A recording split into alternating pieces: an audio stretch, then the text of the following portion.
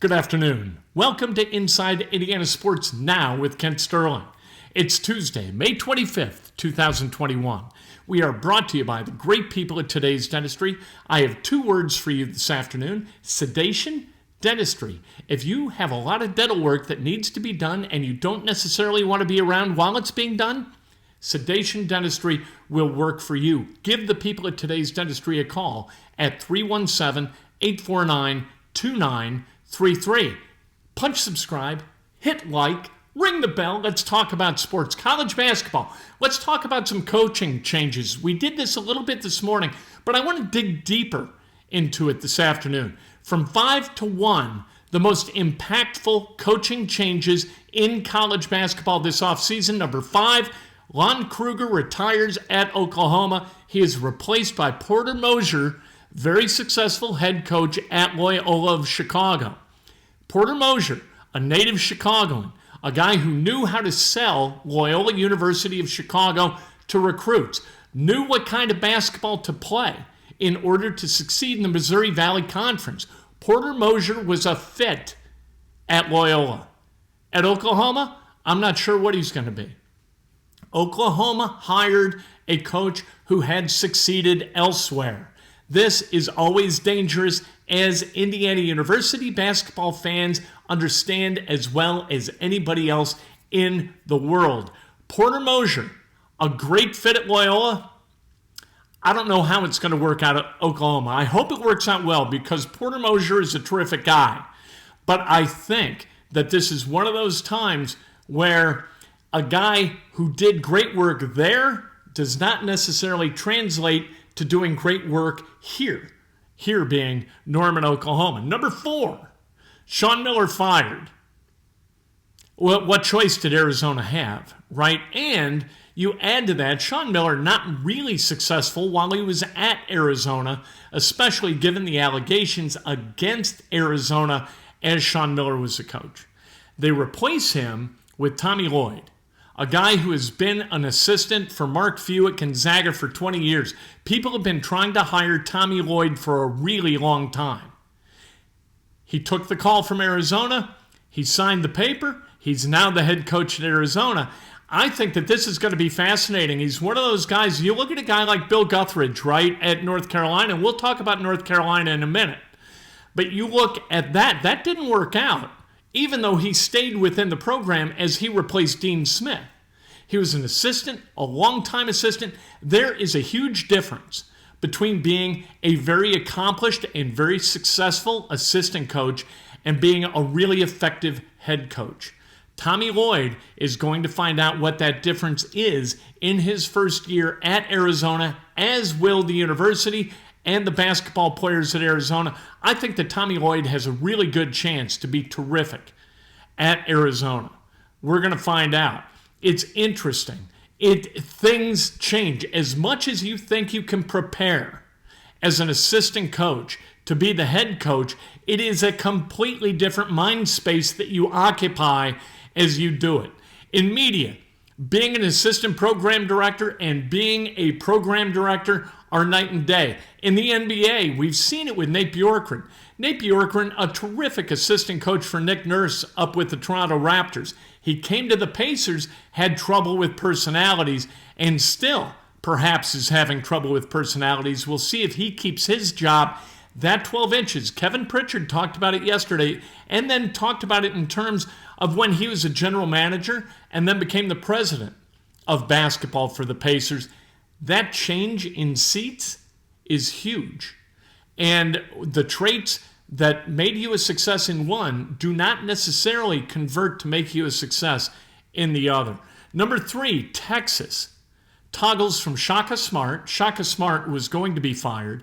He left before the axe fell. He goes to Marquette, and so Texas picks up the phone and they call Chris Beard, who had done a wonderful job at Texas Tech.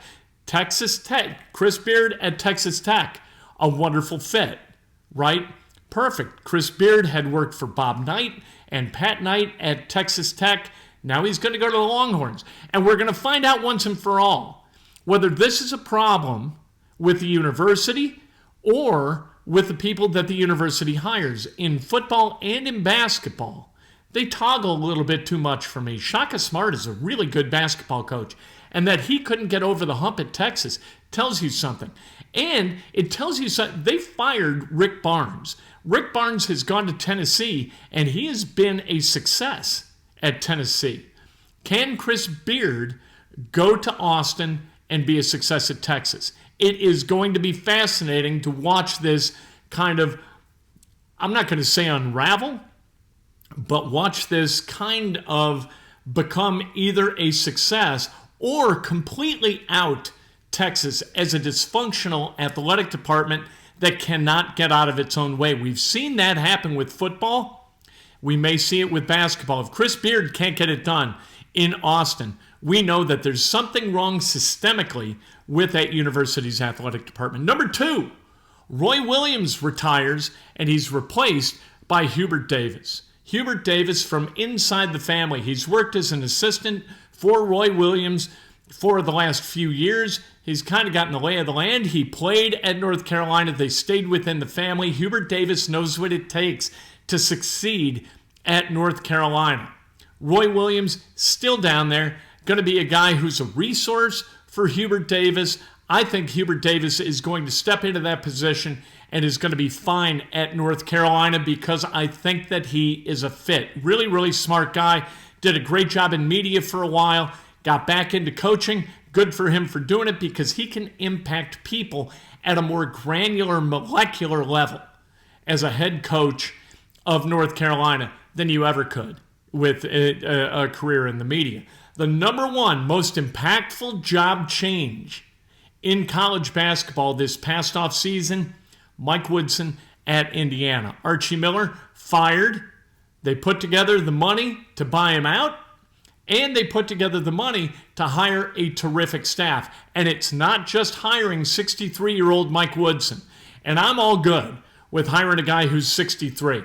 Because how long, we haven't, Indiana, I'm talking about, hasn't had a head coach on the job since Bob Knight being there for 29 years, for more than 9 years.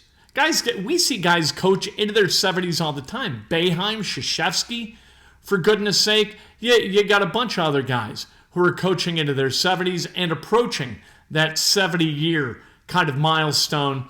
I got no problem with Mike Woodson going to Bloomington and becoming the head coach, and I think it kind of works. I think that Scott Dolson, the athletic director at Indiana, handled this exactly right because not only did he hire Mike Woodson, who's never coached a day in college basketball, hasn't done anything with college basketball, has had no tentacles into it since he played at Indiana last in 1980.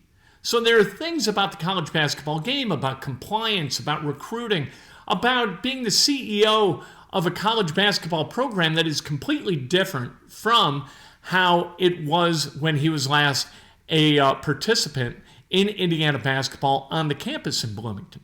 So Dolson hires Thad Matta as the associate athletic director for men's basketball, which was really, really smart, and goes off and hires Dane Fife as an assistant coach who can kind of be that guy who sort of massages alums a little bit, because I'm not sure Mike Woodson is necessarily comfortable in that role, nor should he be.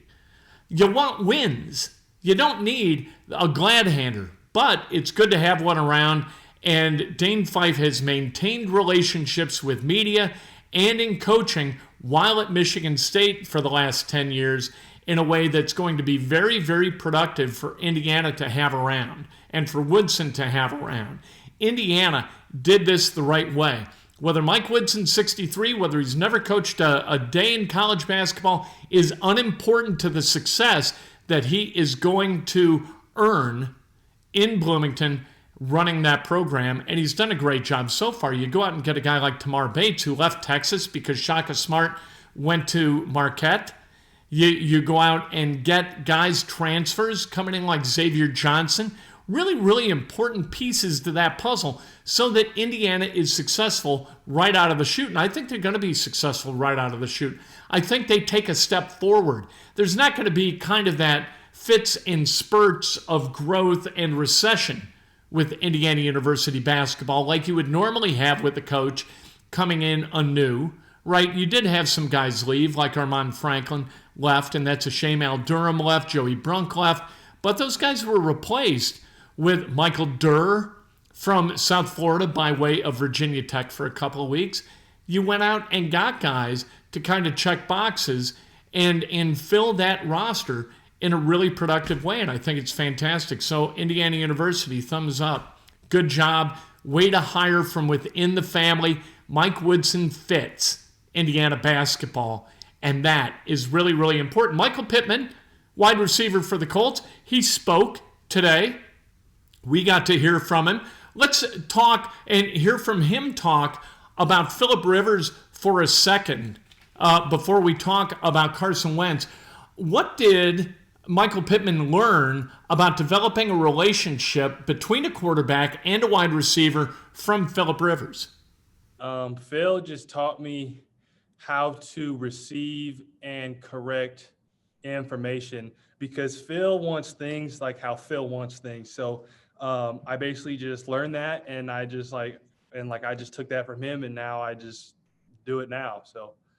And so how does Carson Wentz want things done?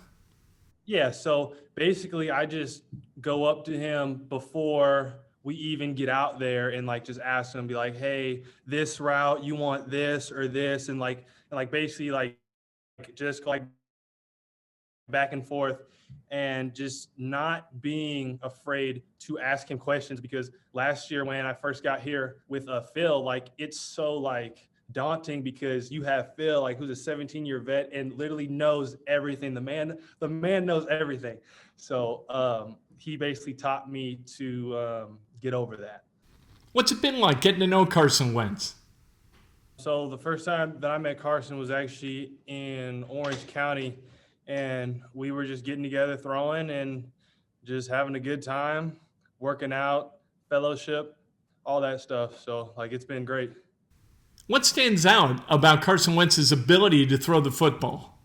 It was the first or second time that I had thrown with him, and we were running post routes, and he threw a 65-yard post, and I was like, oh my gosh, I really gotta dig down and run. So I'd say that his arm strength, and probably the way that he works, he's so dialed in that he is on a mission. So that's really what stood out to me. And what's Michael Pittman seen from Carson Wentz as he tries to fit as a teammate with the Colts in a way that maybe he was unable to with the Eagles? We know of the problems that the Eagles had with Carson Wentz and vice versa. I mean, I have no idea what everybody else is talking about. I mean, I see a team guy. I mean, he's always there, just ready to help and just do whatever it takes. So he's been a great guy, been a great teammate. So that's pretty much all I have to say about that. He's been great so far. What does TY Hilton coming back to the Colts mean both to the team and to Michael Pittman? We get one of our captains back, and just an overall guy. I mean, the guy just makes plays, works hard, and I think that he's going to be great for us. And what's Michael Pittman seen from Jacob Eason as he moves into his sophomore year with the Colts? This year, obviously, Jacob is getting more reps, so I feel we really get to see him shine now and see what he is capable of. So Jacob's also a guy that I've worked with a lot, because we've been down in California for 3 months. So we worked with him every single week. So I've gotten to get a feel for him as well. And then also he's one of my friends too. So we hang out on the weekends and stuff. So outside the building, maybe he's an unknown, but you know a lot about him. Absolutely. And again, you like, from what you've seen, the progress. Have you seen growth in year one, in year two? Absolutely. I mean, you see a guy that is smart, talented.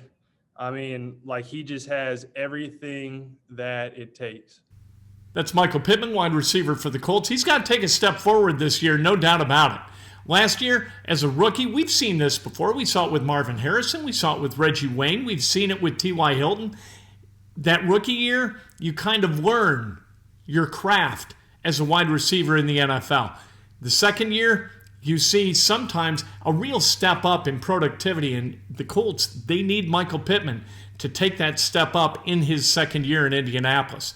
Tomorrow morning, Breakfast with Kent. Cannot wait to talk to you then. We'll talk about the NBA. We'll talk about the NFL. We'll talk about the Chicago Cubs as they tonight begin a 3-game series in Pittsburgh against the Pirates. And we'll talk about the Indianapolis 500. Hopefully, a decision and announcement made sometime today or tomorrow about lifting the blackout, which has absolutely got to be done. We'll talk to you tomorrow morning straight up at 6 o'clock on Facebook Live and then immediately thereafter on YouTube.